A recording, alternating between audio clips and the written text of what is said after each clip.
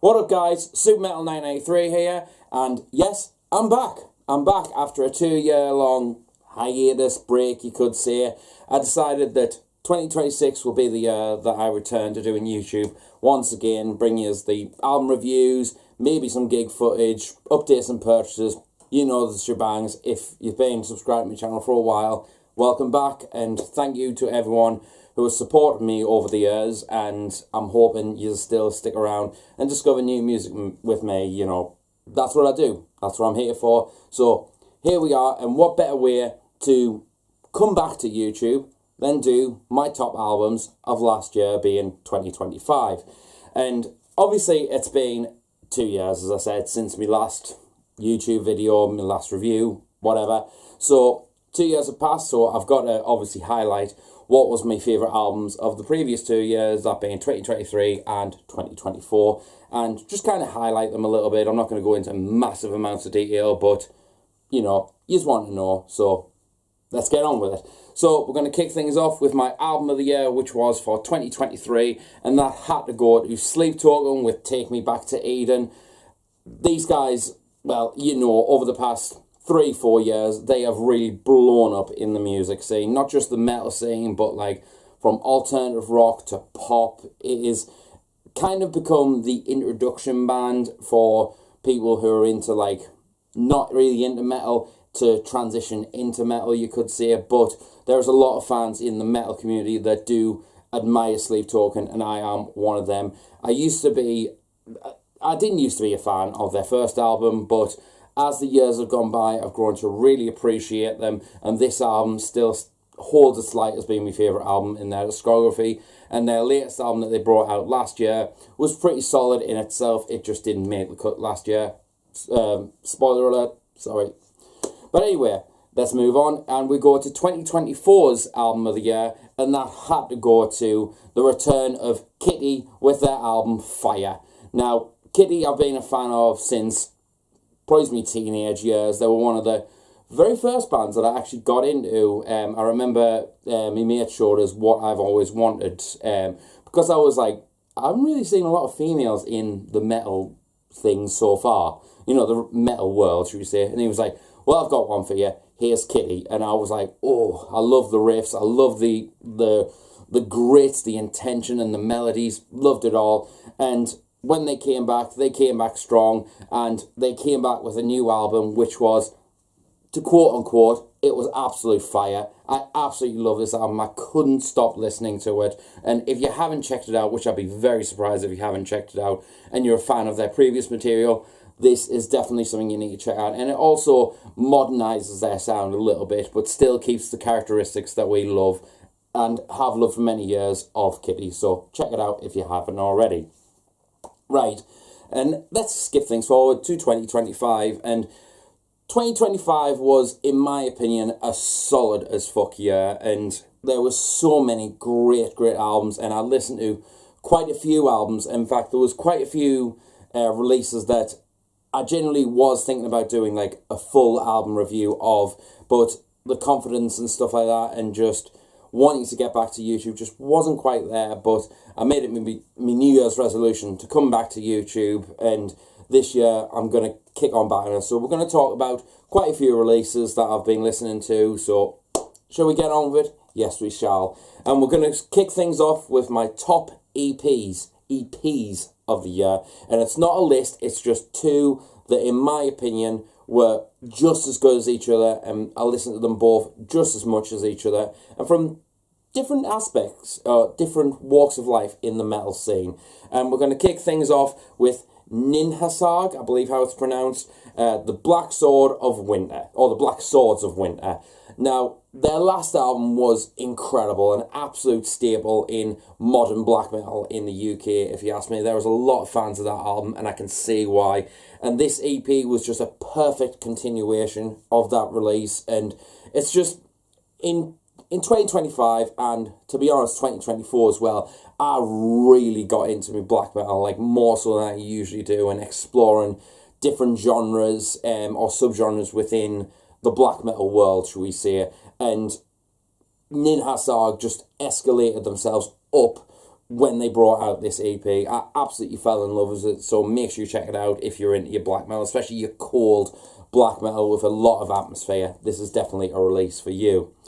But if you go to the opposite side of the spectrum, if you want something stupidly heavy from last year, I would highly recommend checking out Osia's new EP, Eon, I believe how it's pronounced.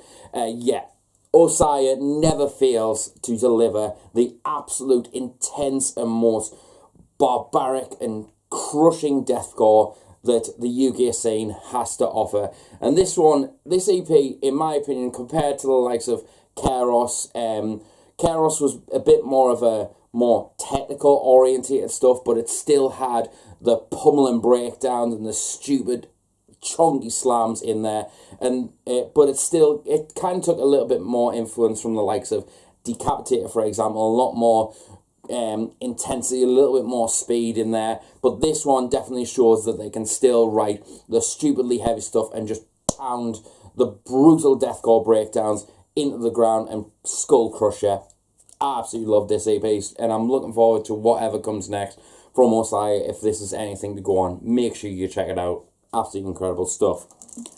And now we get to the honourable recommendations, or rather the super metal honourable recommendations.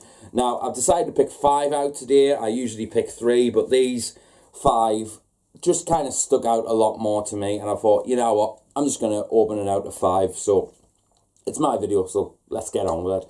The first one is going to go to Putridity with Morbid Atraxia. I believe that's how it's pronounced. Yeah, Putridity are one of the bands that I go to when I want some straight up ass-kicking brutal death metal that's just technical and intense. And they have delivered on all fronts when it comes to brutal death metal. Like, every release they've ever put out has just been barbaric and just no holds barred and just skull-crushingly filthy heavy. And this album is this is no slouch compared to the rest of it. This is, in my opinion, one of their finest albums they have brought out. I just kept on coming back to it. There was just something about this album that just, when I wanted brutal death metal, I looked to Putridity and I was like, you know what, I'll stick their new album on again. And every time I listen to it, I fell in love even more. So make sure you check out this album if you're into your filthy brutal death metal like I am. Incredible stuff. Next up is a comeback album, and this, ironically, is a comeback album, but also my first exposure to the band, and I've probably been missing out. There'll be a lot of people who think I am missing out, so I will check out their older material at some point, but this album just blew me away, and that is Coroner with Dissonance Theory. And Coroner, I kind of knew who they were. I knew they were like sort of big name, and a lot of people talked to me about them as kind of like one of the strongest 3-piece bands ever to ever existed. Like, they talked up there with the likes of Dying Fetus. And after listening to this album, I understand completely. This is like kind of progressive thrash sort of stuff, but it still packs a punch, and there's just so much creativity going on. Like, the soundscape that they create on this album with still keeping the riffs and the intensity up. It just felt interesting to listen to, and I felt mesmerized listening to it. Like, I'm like, now I understand why these guys are so hyped, and the musician quality is just unbelievable. I just kept on coming back to this album and just being, as I said, mesmerized by it. And if you're a fan of Coroner and you haven't heard this album, then definitely check this out. I mean, I haven't listened to Coroner all the stuff, as I said, so I'm guilty of that, but this album makes me want to check out their older material, so I will get around to it in 2026. Now, how can you describe a release like this next one? And that has to be the next one has to go to Igor with Amen. Like, Igor, I love the experimentation and the no holds barred attitude that this band has, and they create such abstract and just interesting and just thought-provoking music in general. Like, for metal, this is so experimental. It's known as like breakcore, if my memory serves, and this is just crazy shit, but it still has these little elements of heaviness and like a little bit of like riffs in there, you could say, and it's just like it's a wild ride. And Ego is the definition of a wild ride when it comes to the metal genre. Like, listening to them is an experience, and every album is an experience. And this one, I would say it's their most intense stuff to date, and I mean like in a more of a thicker metal aspect, but as far as wildness goes, they can do no wrong, if you ask me. This is such a fun release. I really enjoyed it, and make sure you check out if you want something just thought-provoking, shall we say. Check it out if you haven't. Next up, now, I honestly didn't listen to a lot of power metal this year, but this album was definitely the one that I came back to the most when it comes to that genre, and that has to go to Avantasia with Here Be Dragon.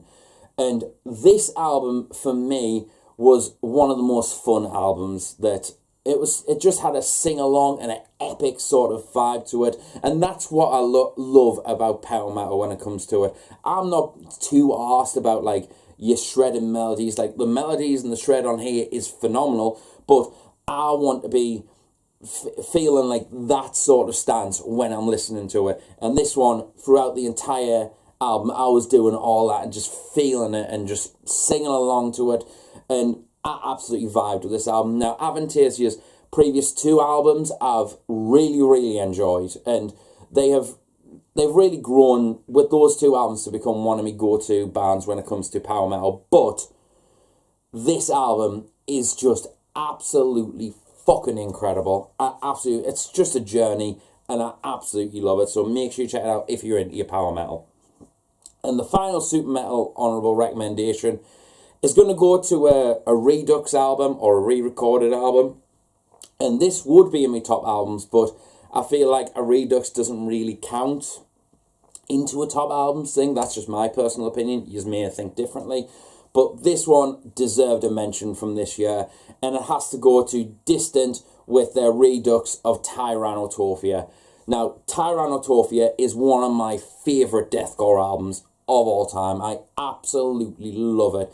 Even when it first came out, I fell in love with it. If you haven't checked out my review before, it's on my channel. Go and check it out. It may be top albums of that year, and quite rightly so.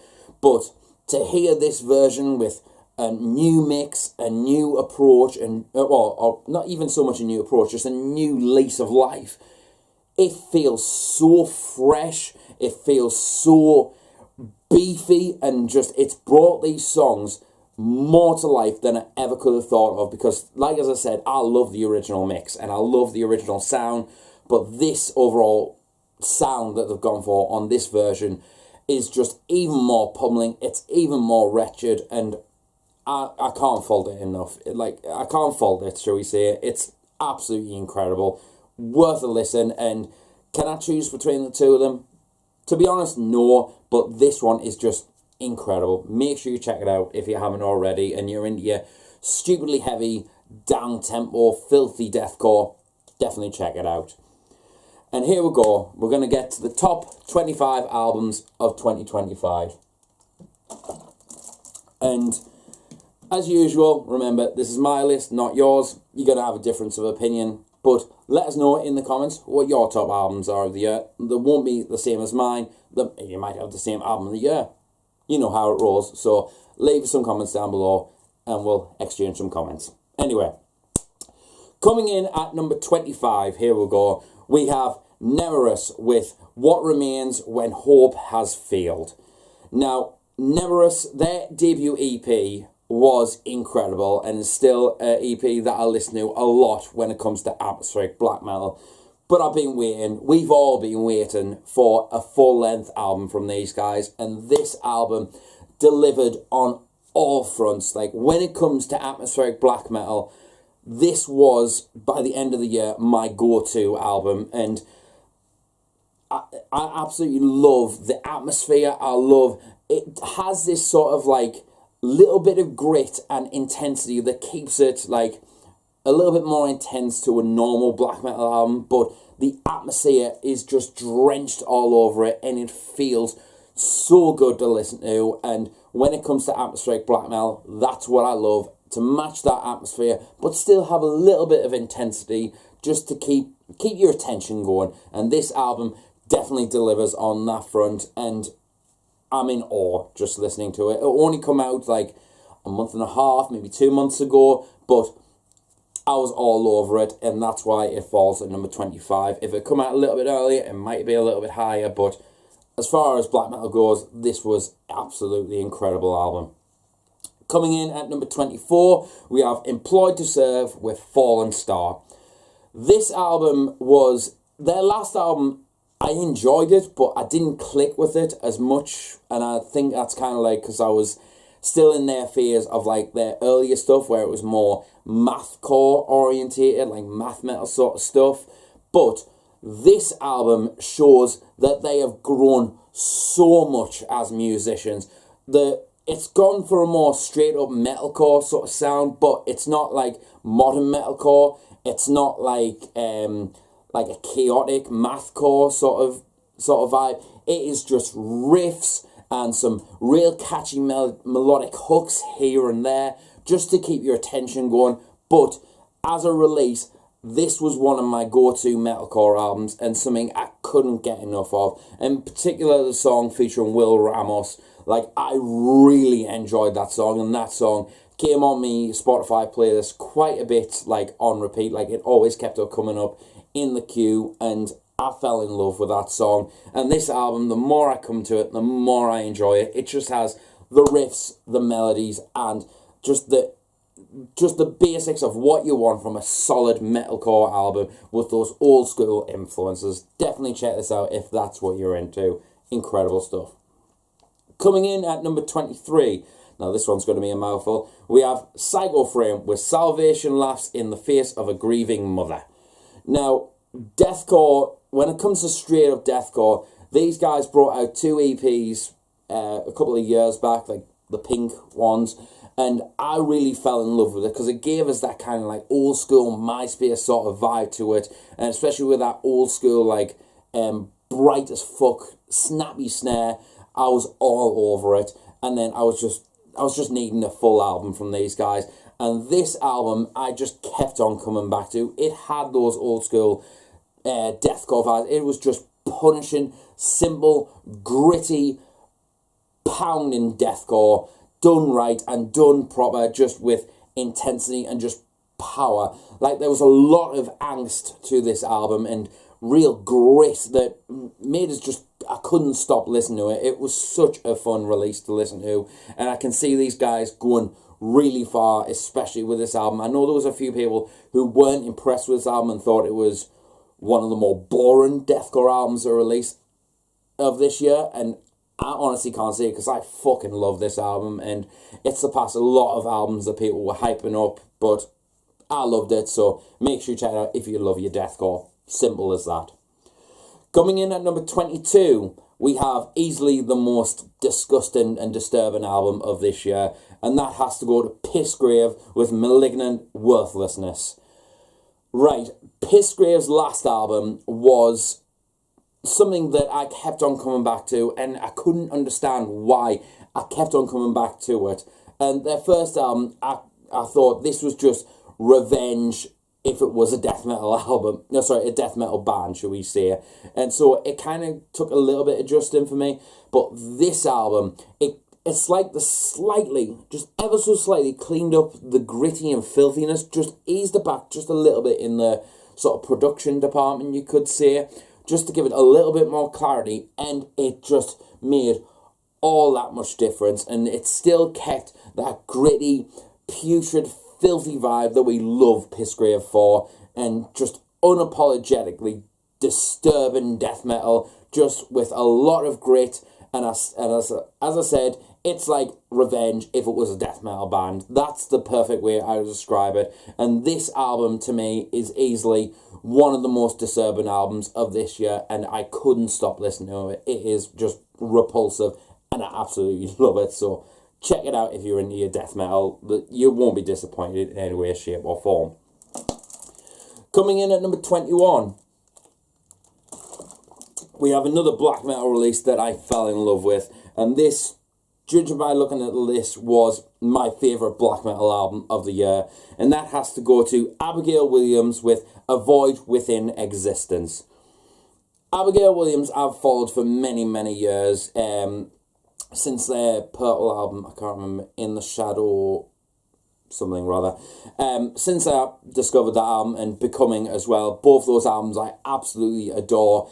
And their last album, I kind of liked it, but I didn't come back to it as much, and I haven't really listened to it since its release, I would say. I probably listened to it maybe 2 or 3 times, but this album was just the one that I kept on coming back to, and this, in my opinion, was an old school band showing that they can still run with the big dogs. And, you know, all these new bands coming out, yeah, you're doing incredible stuff, but make way for the kings sort of thing. And they are the unspoken kings, you know, the unsung heroes, in my opinion, of the likes of melodic black metal, but they're more going for a more atmospheric sort of sound, and just like Nemesis, but a little bit more so. They still have that more gritty and more intense production sound that gives it a little bit more of a lease of life, but still keeping the atmosphere.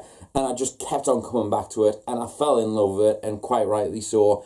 If you haven't checked it out, make sure you do so. I'm hoping I get to catch these guys at Fortress Festival this year, because they've been on me, what's it called, your bucket list of bands for quite some time now, so it'll be nice to see them, and I believe this might be their final European showcase from what I've heard. I could be wrong on that, but I'm hoping I do, because this album is fucking incredible. Make sure you check it out if you're into your black metal. Coming in at number 20, we have some stoner, doom, sludgy sort of stuff that if you want it slow and heavy and just gritty, this is definitely an album for you, and that is Conan with Violence Dimension.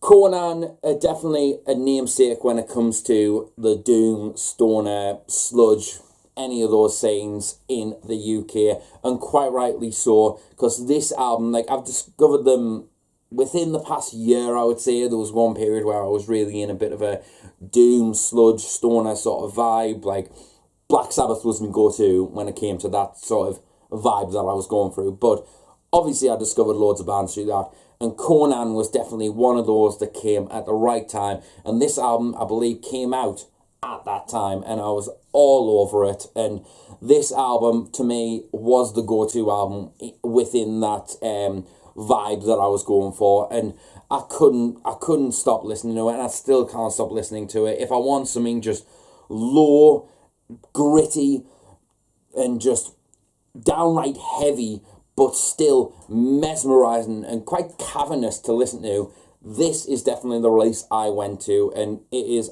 absolutely incredible. Make sure you check it out. It's blew my mind, honestly. Coming in at 19, you could class this as a comeback album in a way, but it's not really, because it's going to go to Dream Theater with Parasomnia. And when I say this is a comeback album, this is the return of Mike Portnoy to the Dream Theater band, you know. To be honest, I thought he, probably just uneducated on this, but with the way the comeback message was, he was stepping away for a long time and going to come back when the time was right.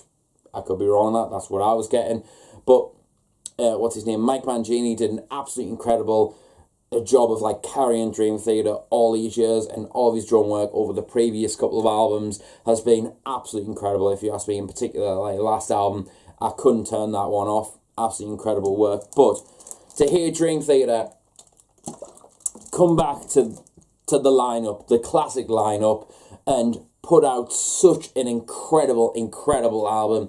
This album just shows what Mike Portnoy does for the Dream Theater sound, and his way of expression and his musicianship quality is just something to behold. And when it's with Dream Theater, it is just pure and utter magic, if you ask me. And it's made us respect the older albums a lot more as well, of when he was in Dream Theater. But having said that though, this is a great comeback album for the classic Dream Theater lineup, and I couldn't get enough of it. And make sure you check it out if you haven't already. I'll be very surprised if you're into prog and you haven't checked this out, but I absolutely love it, so make sure you check it out. Anyway, coming in at number 18, we're going to give some local love to the boys in Vulgar Dissection with Liquefied Coagulated Viscera. Yeah, I nearly butchered that. But yeah, me boys, like, their first album was more along the lines of, like, a more straight up death metal sort of sound with, like, some old school influences in there. Whereas they've really changed up their sound and took a lot more influences from the likes of slam and straight up brutal death metal to create a northeast powerhouse when it comes to the brutal death metal sound and making our mark in that scene in the UK. And I believe they're going over to Europe later this year, so they're going to start doing things and making wins in Europe, which is amazing to see. But this album, I couldn't stop listening to it. It really gave us a more slammy, more brutal take on the Dying Fetus sort of sound. That's the way I could describe it, but it's still rancid and just overall gritty as hell. And I particularly really enjoyed the bass work on this album. Just a lot of expression, a lot of creative like sounds going in there with like some slap bass thrown in there. And I know that's happens quite a lot, but I love it when it cuts through the mix like a knife through butter. And this album definitely had that aspect going for it, and I absolutely love it. So if you're into brutal death metal, definitely check this one out, and there's going to be more brutal death metal coming very, very soon, so keep an eye out on this list. Anyway, coming in at number 17 was one of the first albums I listened to this year, and one of the albums that has stuck in the list for the entirety of 2025. And that is Mirror, I believe how it's pronounced, Mirror with Ascension. This album, now I had no idea who they were at all, but I think it was Nick Nocturnal did like a reaction to like their album, like it was like a compilation sort of clips of reactions to the album stream or something like that. And listening to it, I was like, that sounds really chaotic and very modern.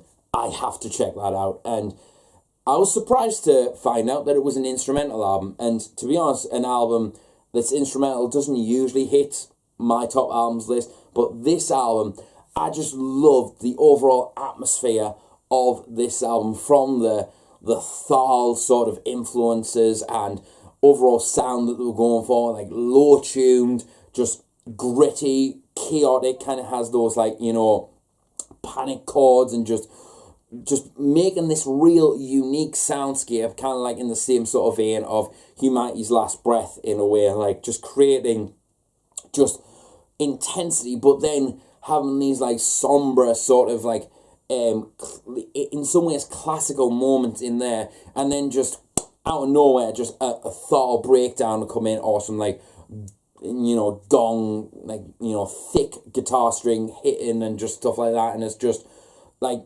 it takes you on a bit of a wild journey, and it was a real atmosphere. To me, it was one of those albums where I could actually listen to it in the car if I couldn't decide what I wanted to listen to, and I would just put it on if I wanted a bit of heaviness and a bit of this and a bit of that. But then I found myself listening to it when I was going to sleep as well, which is like a weird aspect for me because I don't usually listen to heavier stuff when I go to sleep. But this one was definitely one that kept on reoccurring in that lullabies playlist, shall we say. So if that sounds your vibe, then definitely check out this album. It is absolutely incredible and just a journey, if you ask me. Alright, now we're going to go for some more local talent, and this one at number 16 is Honourable with Infinitus Somnium. Right, now Honourable, my old band, has done wonders over the past couple of years, and their debut album was something really technical and very, very intense. Whereas this one, it still has a little bit of intensity, but this is an absolute journey from beginning to end. It's 3 tracks, 3 long tracks of just pure progressive technical death metal prowess, if you ask me. Like, I couldn't stop listening to this album, and I can take the biasness away and just look at this as if it's a new band, like a band that are not local, they aren't friends, you know, that sort of, you know, aspect to it.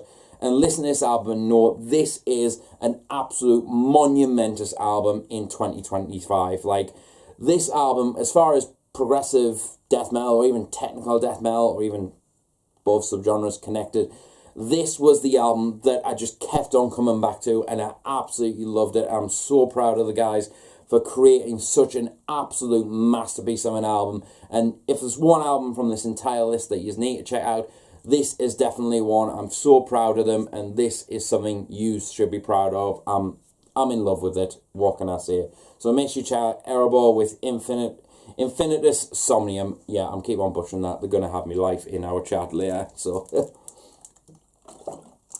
all right, let's go for some more deathcore, shall we? And coming in at number 15, we have Despised Icon with Shadow Work.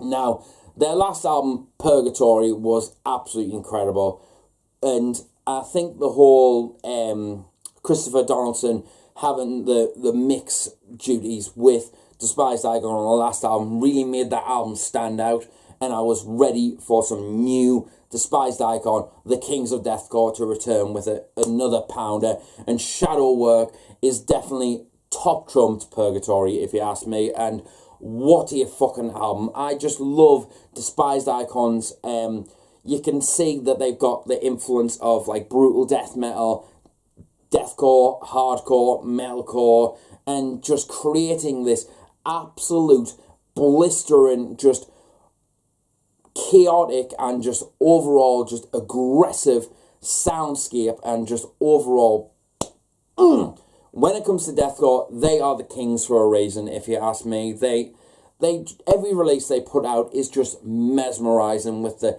musicianship, the intensity, the aggression, and the breakdowns, and the variety that the vocals offer.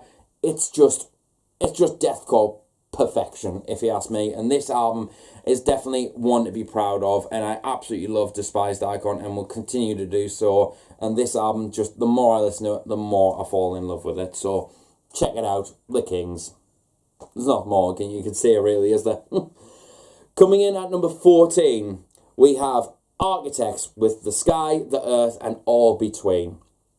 Now, Architects have had kind of like a bit of a roller coaster of a sound over the past couple of years, shall we say, or even their entire career. You've got their earlier stuff, which is more of like a chaotic metalcore, hardcore, math metal sort of sound going for them, and then they sort of transition into more post-hardcore sort of territory, maybe a bit of melodic stuff thrown in there as well, and then transition into sort of like a genty progressive metalcore sort of sound, and then going for more of a post-hardcore alt-rock sort of influence sound.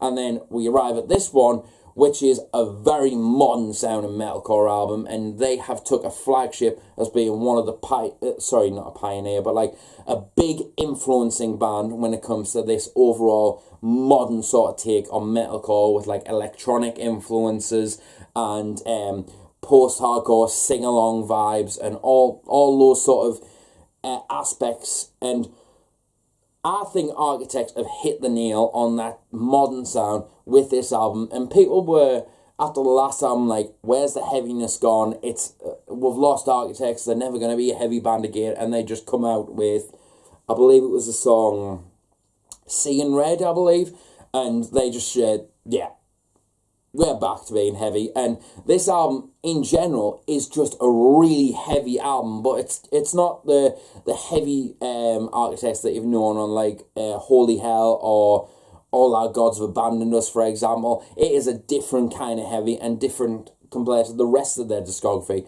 That we've entered a different chapter with Architects, and that's what I love about them. They just enter different chapters, different sounds coming here and there, and every time it comes out, it's always good. And this album is another great album to listen to. Really enjoyed this one, so make sure you check it out if you haven't already. Alright, coming in at number 13, unlucky for some, I say that every year, now it's going to change. But yeah, we have The Halo Effect with March of the Unheard. Now, their last album, their debut album, obviously it was hyped up as like a supergroup of the likes of Dark Tranquillity, In Flames, etc., etc. So I was all about it, and I listened to it quite a few times maybe, but I never really fell in love with it. And then when this album came out, I was really hyped for it, and you know what? I fell in love with this album, and this is absolutely incredible piece of melodic death metal done in the Swedish prowess style of, like, it's not even like a revamp of like an old sound from the likes of In Flames or Dark Tranquillity, for example. This is just them coming together to create a melodic death metal masterpiece from the Swedish scene, and I couldn't stop listening to this. Just the overall atmosphere and the melodic hooks, it was just something that I just kept on coming back to. And the vocal approach from the singer of Dark Tranquillity, I absolutely adored it, and the clean vocals here and there, and just overall, as a melodic death metal fan, I absolutely love this album, and I can understand now why they're getting so much hype, because this album is fucking incredible, and something, if you're from Sweden, this is an album you need to be proud of when it comes to melodic death metal, if you ask me. Alright, coming in at number 12, we have another incredible piece of deathcore from 2025, and that is Lorna Shore with I Feel the Everblack Festering Within Me.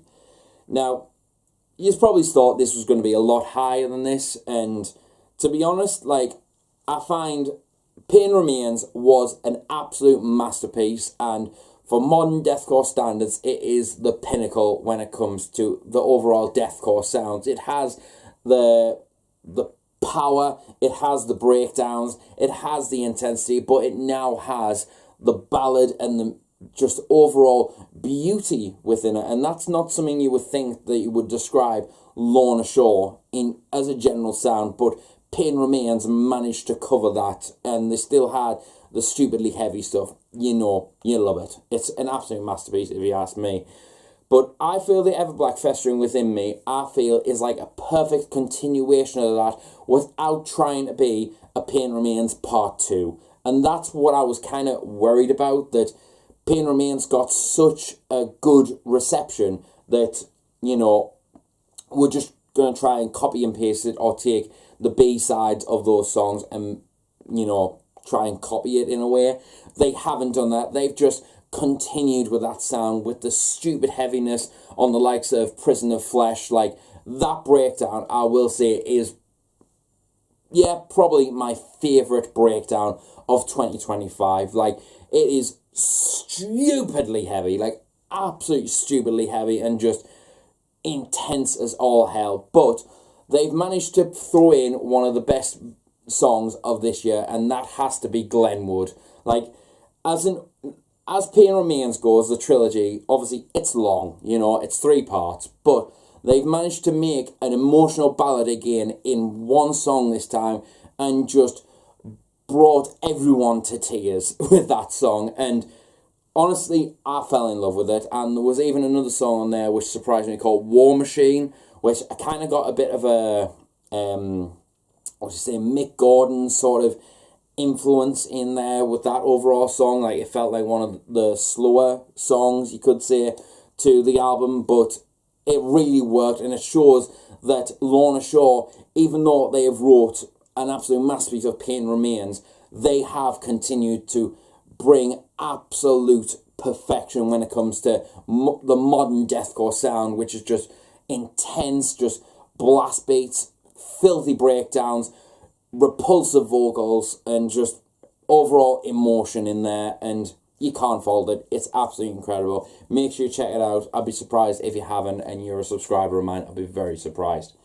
Anyway, coming in at number 11, we have the mighty Spirit Box with Tsunami Sea. Now, this is another album where I would say the last album, The Eternal Blue, was a bit better in my opinion, but that's mainly for me, because same for Pain Remains really. I was really hyped up for it, and this one I was more excited for another follow-up. Like, the EPs that they brought out have been incredible. The part 1 was a little bit hit and miss for me. Like, it was good, but I just didn't fall in love with it. Whereas this album, I absolutely loved it, and it was a perfect continuation from Eternal Blue. And Spirit Box are another band that is on their way to become a headline band, if you ask me. Like, this album just shows what the band can do, and the band shows no means of stopping at all. And this, from the melodies to the grooves to the overall breakdowns and the heavy intense part, it's all there. For modern metalcore, this is the standard, if you ask me. Absolutely love this album. Next up, now this is an album that, to be honest, I'm actually quite surprised I liked as much as I did. Just because I really didn't understand the hype behind them. And you could say this is kind of another Sleep Token moment. But coming in at number 10, we have Sangwa Sugabog with Hideous Aftermath. Now, this album I got as a promo from Century Media. And I was like, you know what? I'm going to give it a chance. The last two albums, like the first album, I somewhat clicked a little bit with, but still didn't get the hype. The second album, I was just like, you know what? I'm not into this. Like, it's all right. It's all right. But this album, I started to understand what they're going for. They're not going to be the flashiest, the most fastest band in the world. They are not trying to be the most heaviest, most repulsive band in the world. They are just there to write the just simple, catchy, and just fun death metal. That's it. And for that reason, when I sort of took that mind space, you could say, or mindset rather, I got it. It clicked with us. And I did go back to the other albums and I still kind of feel the same way, but I just kept on coming back to this one because it is just some filthy, brutal, and just slamming death metal done with just repulsiveness and just absolutely just simple death metal. That's the best way I could describe it. It is chonky and I absolutely love it, and it's become honestly a go-to from last year when it comes to death metal, because looking at my list, like besides adjacent to one that's coming up in a second, this was definitely my death metal album of the year. I absolutely loved it. I really enjoyed it, and I'm quite surprised I enjoyed it as much as I did. I love it. Really good album. Anyway, coming in at number 9, we have Not Enough Space with Weaponize Your Rage. Now, Not Enough Space is another band that's got a lot of hype over the past couple of years, and their singles that they've brought out and stuff I've really, really enjoyed. And it's one of those bands that I'm like, I need a full length from you. Come on, I know you're working on it. Give it to us. And when it came out, I listened to it so fucking much. And this is one of the best metalcore albums, if not the best metalcore album that I heard in 2025. Like, I love the melodies. I love the catchy hooks. It's a very modern sounding album, like typical modern metalcore sound, but it's still catchy. It's still fun to listen to. And you know what? I really enjoyed it. And if you're into your metalcore, your modern metalcore, then this is definitely an album that you need to get your head around. It's just a fun, great album to listen to. Make sure you check it out. Speaking of fun, this was definitely one of the most fun and the best slam album that I heard this year. And that is going to go to the mighty Guttural Disgorge with First Degree Murder. Now, there has been a lot of slam that I have consumed in 2025. Like, there was so many I could have mentioned. But when thinking about it and thinking about what albums I came back to the most, it had to be Guttural Disgorge, because this album to me it falls into that category of like, the only way I think it's called Wigger Slam, like that, you know, peel and flesh sort of thing where they've got like samples here, there and everywhere, and it's just there for a fun, heavy time. And this album definitely was that album. Like, Peel and Flesh made the way for that sound for me and made us click with it, but this album I just couldn't stop listening to, and it's just incredible. It's just fun, it's just heavy, it's just filthy, but it just has a vibe to it. And when it comes to slam, like, keep it your traditional. I love me traditional slams with the likes of Cranium and stuff like that, but I love this modern sort of style and twist on it. I really enjoy it, so make sure you check out this one. It's still got that old school sort of slam influence, but it's there. It's got it. It's got all I love. Make sure you check it out if you haven't already. Incredible stuff. Coming in at number 7, we have the mighty Paleface Swiss with Cursed.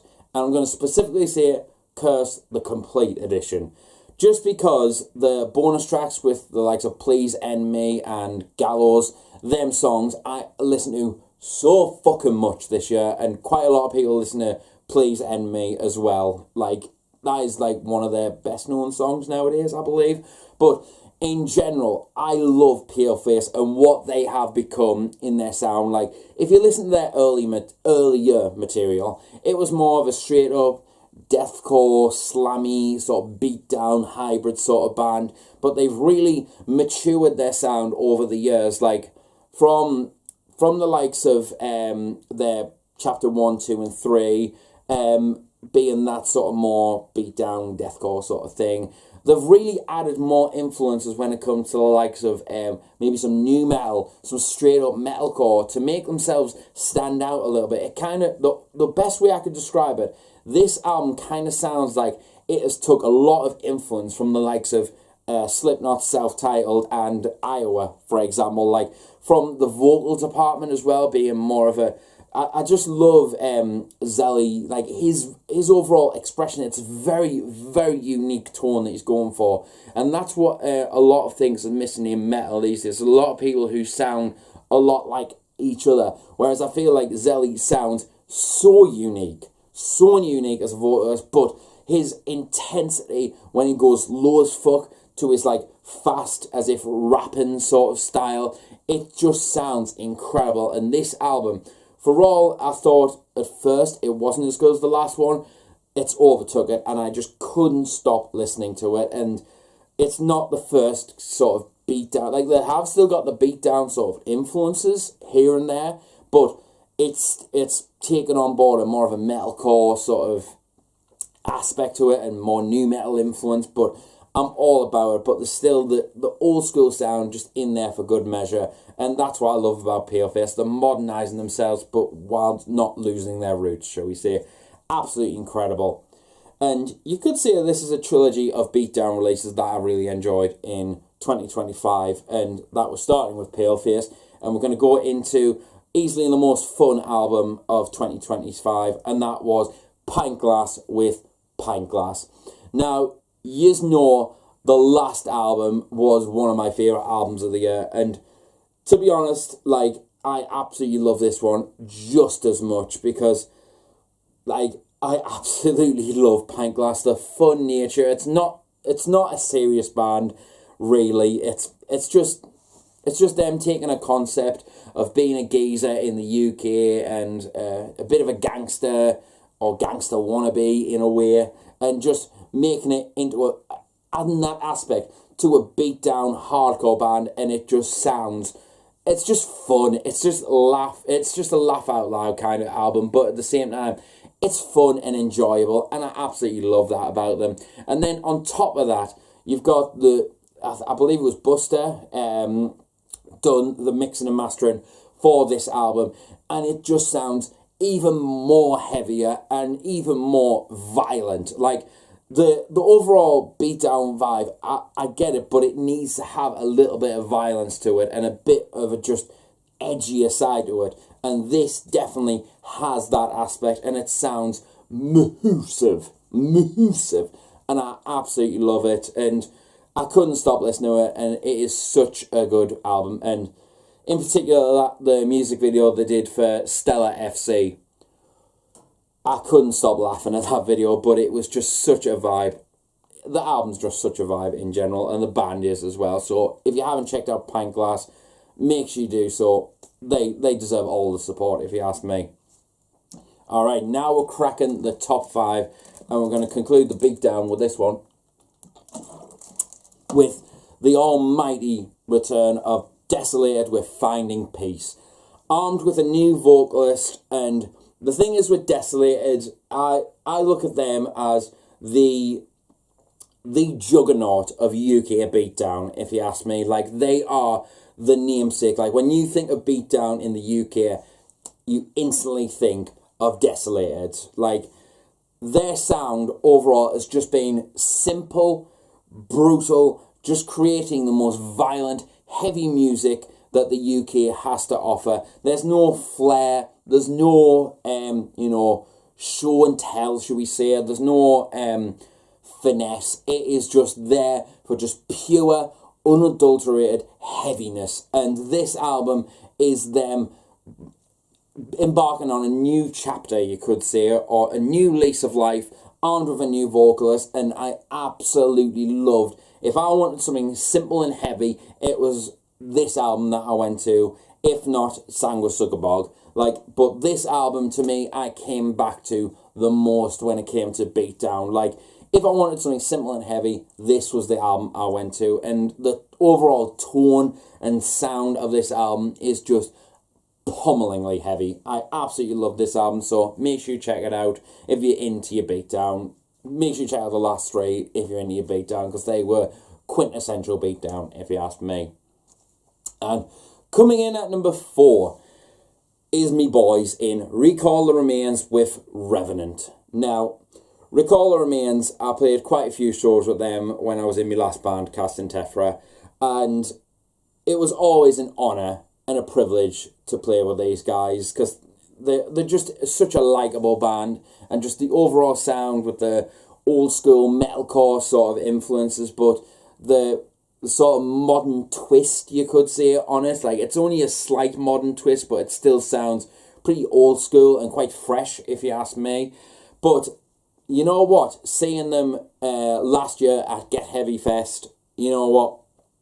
I went back to listen to this album and I just fell in love with it, and it just crawled its way up my top albums list, and I couldn't stop listening to it. I love the melodies, I love the riffs, I love the vocals, I love everything about this album.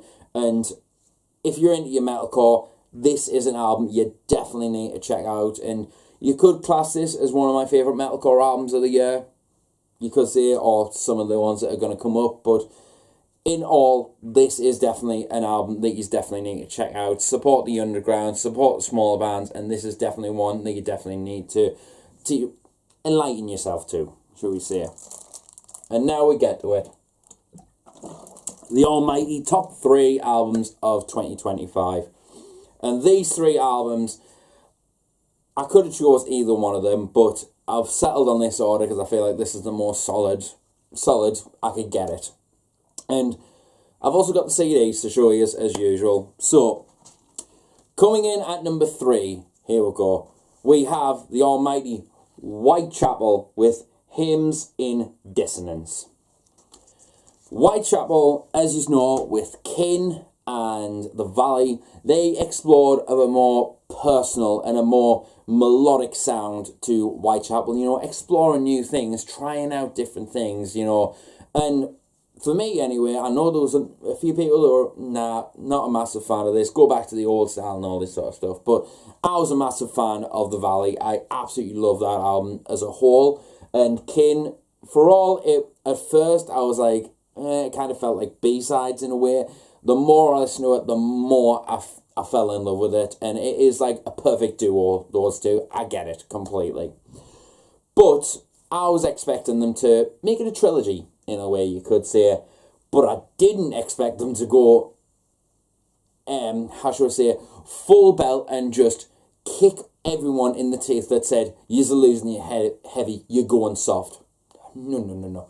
When they came back with the, I think it was the title track, I was in awe listening to it on my computer. I was like,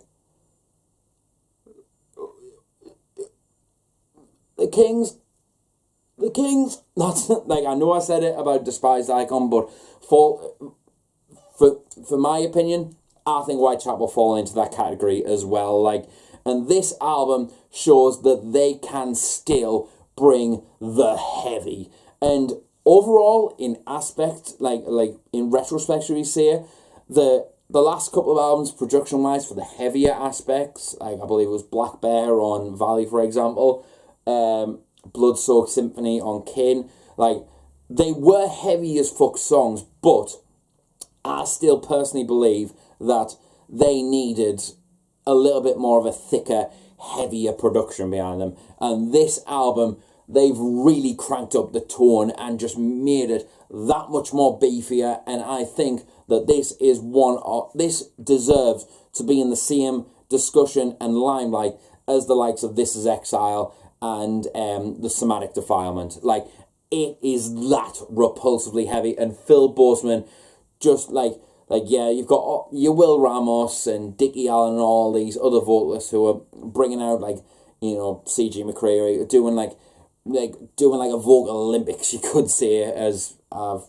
known to hear it, like, of who can make the most filthiest sound. But then Phil Bozeman's just like, out of the way, kids, and just brings just absolute wretched vocals and knows how to do it at the right place at the right time, and I really appreciate that. And this album, for me, definitely encompasses the Wyattxhim sound, no strings attached. This is the Wyattxhim sound that you know and love. I absolutely love it. Alright, coming in at number 2, we have the almighty Malevolence with Where Only the Truth Is Spoken. Now, they've just missed out on being an album of the year for 3 years in a row. Well, 3 albums in a row, you could say.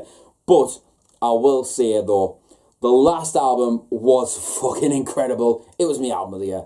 But this album continues along, and they still prove to be the metalhead band for me. Like, they have all aspects. They have the shred, they have the groove, they have the riffs, they have the breakdowns, they have all, and they have the sing-along factor, they have the uniqueness, they have everything going for them, and that's why I consider them one of, if not my favourite band nowadays. Like, when I go think of Malevolence, I instantly smile, and whether you choose this album or any of the other albums that have come prior to this, this band just never ceases to deliver. Like, they always deliver on all fronts, a 10 out of 10 album, whether it's in melody or heaviness, it has it all. And this album is the perfect continuation for Malevolence. You're never going to be disappointed with a Malevolence release, if you ask me, and this one is just a great follow-up. There's nothing more I can really say. I'd definitely say it would either be Salt the Wound, or If It's All the Same to You would be my favourite songs from this album. Like, I love this band, and I always will. Incredible. I know I've said incredible so many times, but I think that band is just flawless, if you ask me. So you kind of changed it up. But it isn't quite as good as this album that I'm going to talk about. And this album, for me, the more I listen to it, like, when I first listened to it, I was just a little bit like their last album. I was a bit like, it's their sound, it doesn't disappoint, it is just solid. And then the more I listen to it, I was like, you know what, they've actually got more standout tracks on this album than they did the last one, and indeed any of their previous albums. And you know what, the more I listen to it, and then I saw them live again on their headline tour with Gara and Atlas supporting, and the more I saw the songs performed live and their overall tone, what they're going for, and everything of that nature, it made us realise that I love this band and everything they've done. And then after that, I listened to the album even more, and I started to pick up on the songs, the song titles, what I'm a massive fan of, etc., etc. And I think for that reason, and all those reasons that I've just mentioned, this deserves my album of the year. My album of the year for 2025 has to go to Orbit Culture with Death Above Life. Yeah, Orbit Culture, over the years, I have fallen in love with this band and said they are the best modern metal band at the moment. They are conquering. I saw them so many times over the past couple of years at Bloodstock, supporting Trivium, supporting Trivium twice. They supported them on their headline run, and I believe From Within was supporting as well. And I saw them as support on the Bullet for My Valentine and Trivium Poison Ascendancy tour, and then obviously saw them as a headliner. And thinking back to those shows, and in particular their headline show and this album, I just couldn't stop listening to it. And in particular, the title track, Death From Above, that is probably my song of the year. I couldn't stop listening to it, and it's just simple riff. There's simple riffs here and there which kind of put in reminiscent of Gojira, and with those kind of like Metallica-esque sort of cleans in there, the low bowel-wrenching, gut-wrenching fucking vocals on top of that kind of remind us of one of my favourite vocalists of all time, Christian Alvestead of Solution 45 and Scar Symmetry back in the day, and you know, that Swedish sort of style, but with that modern sort of heavy, gritty production from, what's his name, Buster Oldholm. Oh, I've probably butchered the living shit, but Buster, his soundscape is so unique, and the way he makes records sound is just a breath of fresh air, if you ask me. Like, he is one of the best modern producers, if you ask me. And this album, missed it there. This album is just an absolute 10 out of 10 masterpiece. I absolutely love it, and I absolutely love this band. This band is going places, and you already know they are. They are making waves at the moment, and I absolutely love it. This album is fucking incredible. But I will say, it's not as good as the Shaman EP. That will always be my favourite Orbit Culture release, but as far as albums go, this is their best album so far. So yeah, there it is, guys. That is my top albums of 2025 video. I hope you have stuck out for the journey. You know, it's been a good one, and I hope you guys are going to stick around. Make sure you subscribe, leave a like, all that jazz, you know, all that. Leave comments of what your favourite albums were of 2025. I had a great year listening to some absolutely incredible releases, and I'm just seeing the landscape of what 2026 is looking like.